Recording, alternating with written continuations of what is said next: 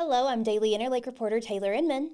Here's what's been going on in Glacier National Park recently, according to notes provided by Park Dispatch. Apgar Picnic Area Dispatch received a complaint from an off-duty camp host on August 28th of a group of people making too much noise after hours.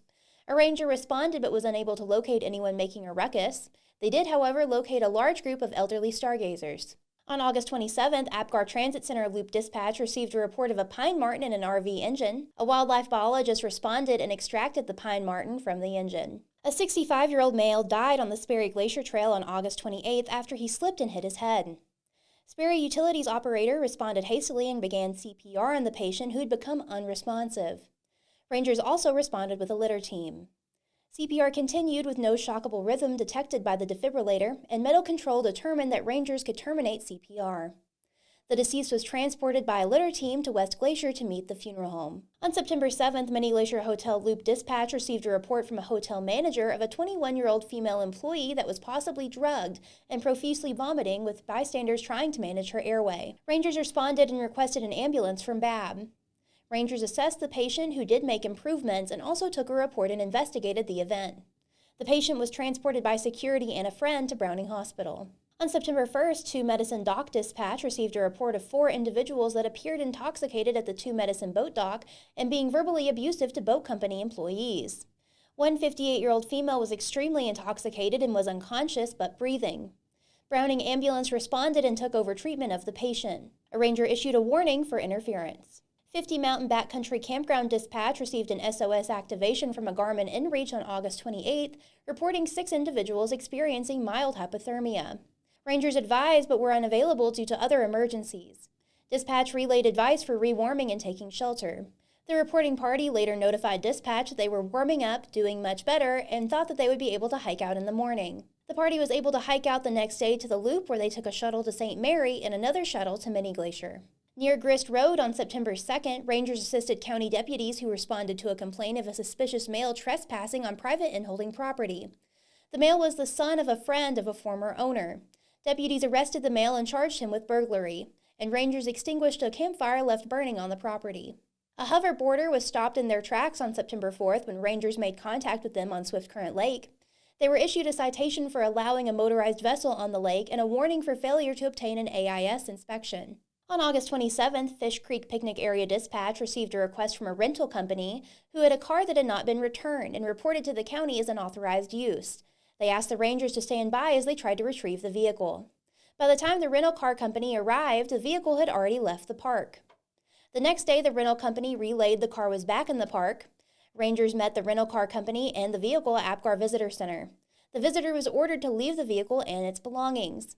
The rental car company took possession of the vehicle, and rangers transported the individual to the West Glacier train station to wait for someone to transport him. Rangers investigated possible illegal commercial operations within Glacier National Park in the Mini Glacier area on August 28th. Also on August 28th, Park Triple Divide District Dispatch received a referral from Glacier County for a woman wanting to report that her ex-husband was possibly taking her 6-year-old daughter over the U.S. border from Canada without permission. She thought that they may be in the park. Per the chief ranger, it could not be determined if the individuals were in the park. Dispatch contacted Border Patrol, who advised the reporting party of actions she could take. West Entrance Station Dispatch received an entrance station report on September 1st of a gate runner.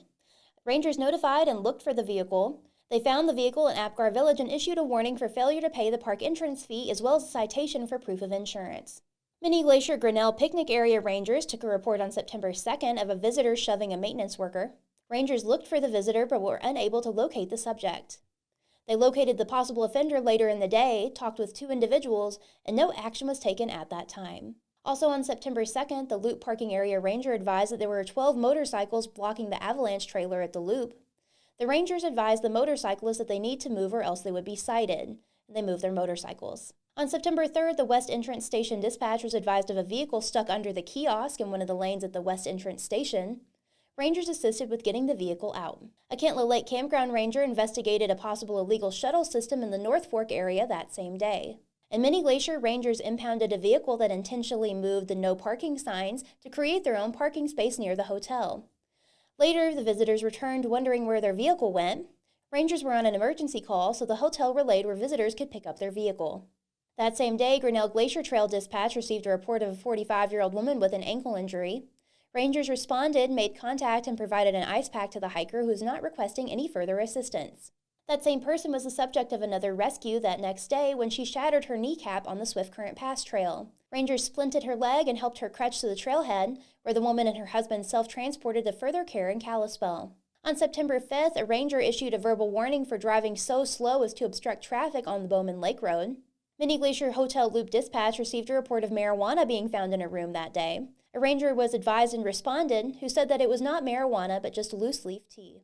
On September 6th, a search and rescue ranger treated and released a 50-year-old male who was accidentally sprayed in the eyes with bear spray. On September 8th, Mini Glacier Road Dispatch received a report of a visitor refusing to leave the entrance station until he could speak with a supervisor about the reservation system.